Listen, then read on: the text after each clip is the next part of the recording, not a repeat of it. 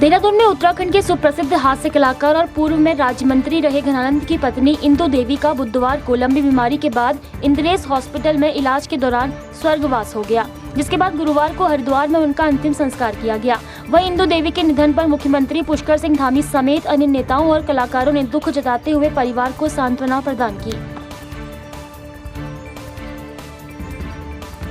नागा दयारा सीमा दर्शन यात्रा पर निकले पूर्व मुख्यमंत्री त्रिवेंद्र सिंह रावत का उत्तरकाशी पहुंचने पर भारतीय जनता पार्टी के पदाधिकारियों और कार्यकर्ताओं द्वारा जोरदार स्वागत किया गया।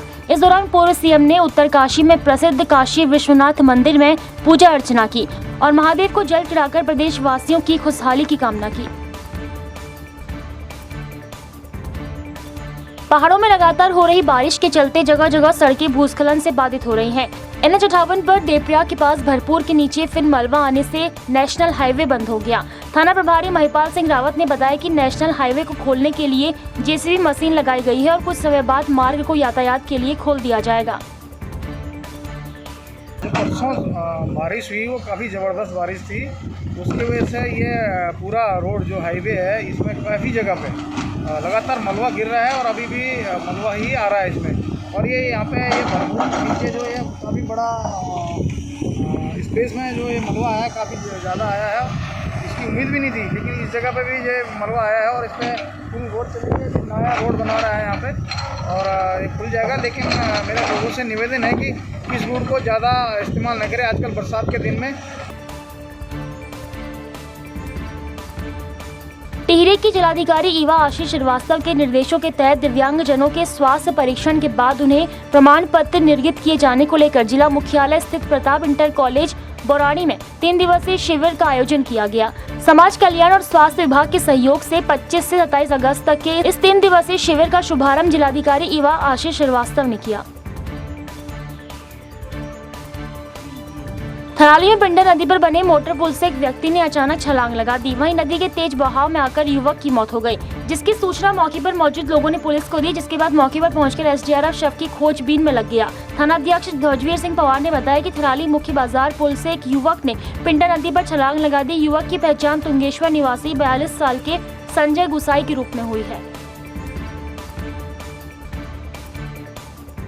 प्रदेश में भारी बारिश के बीच हरिद्वार में गंगा भी उफान पर है। वहीं बुधवार को गंगा के तेज बहाव में कार बहती हुई दिखाई दी। तेज बहाव के चलते कार बहती हुई हर की पौड़ी क्षेत्र में दिखाई दी। वहीं बहती कार को देखकर मौके पर लोगों की भीड़ भी जमा हो गई। दूसरी तरफ भारी बारिश से शहर के कई बाजार और चौराहे भी जलमग्न हो गए हैं। जोशीमठ में 14 दिनों से बंद पड़ी हुई मलारी बॉर्डर सड़क को सुचारू करने और सड़क टूटने से आपदा की जद में आए ग्रामीणों तक रसद सामग्री पहुंचाने की मांग को लेकर तहसील प्रांगण में अनशन पर बैठे पूर्व मंत्री ठाकुर सिंह राणा ने प्रशासन के आश्वासन के बाद अनशन को समाप्त कर दिया है। बुधवार को अनशन पर बैठे पूर्व मंत्री का स्वास्थ्य दोपहर के बाद अचानक बिगड़ गया था, जिसके बाद उन्हें पुलिस और प्रशासन द्वारा सामुदायिक स्वास्थ्य केंद्र ले जाया गया, जहाँ SDM से फोन पर आश्वासन मिलने के बाद उन्होंने अपना अनशन खत्म किया।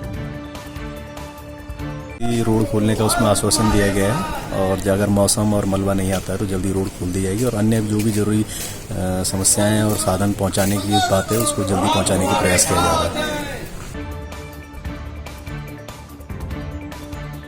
पिथौरागढ़ जिला सभागार में जिलाधिकारी डॉक्टर आशीष चौहान की अध्यक्षता में मुख्यमंत्री स्वरोजगार योजना की जिला चयन समिति की बैठक संपन्न हुई, जिसमें योजना के लिए प्राप्त आवेदनों को समिति के समक्ष रखते हुए आवेदनकर्ताओं का भौतिक और वर्चुअली साक्षात्कार लिया गया, जिसमें 29 लाभार्थियों के आवेदन स्वीकृत किए गए, साथ ही 4 आवेदन को निरस्त भी किया गया। चयन समिति द्वारा कुल 1,49,10,000 रुपए की धनराशि के कुल 29 आवेदन स्वीकृत किए गए हैं।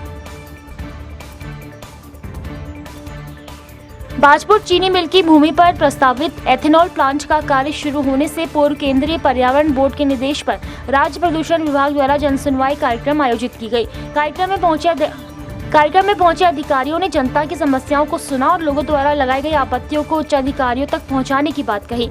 बता दें कि बाजपुर के ग्राम मुंडिया पिस्तौर में राधा कृष्ण सरस्वती विद्या मंदिर के पास चीनी मिल की भूमि पर एथेनॉल प्लांट लगाया जाना प्रस्तावित है। देखिए, यहाँ पर एक एथेनॉल प्लांट प्रस्तावित किया गया है। इसकी पर्यावरणीय अनुमति होनी है भारत सरकार के पर्यावरण वन मंत्रालय से। तो आज राज्य प्रदूषण नियंत्रण बोर्ड ने जो इस पर्यावरणीय स्वीकृति को देने से पूर्व एक जो इसका घटक है वो ये घटक है कि हमें जन सुनवाई करानी थी। वो आज हमने वो जन सुनवाई करी है।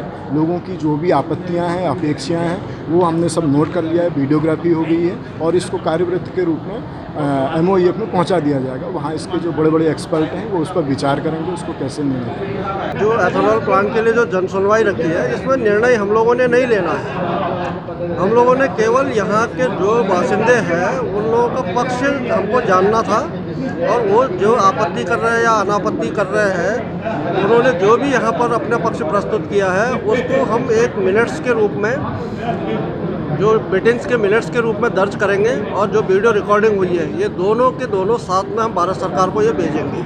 और ये निर्णय उन्हीं भारत सरकार से ही लिया जाना है कि ये प्लांट लगना है या नहीं लगना है, या पर्यावरणीय अनुमति देनी है या नहीं देनी। इस बारे में हम लोगों ने विभाग को समय समय पर अवगत कराया है कि यहाँ पे 2-2 विद्यालय हैं, दोनों की संख्या मिला करके 1300 से ऊपर है, आसपास में आबादी है।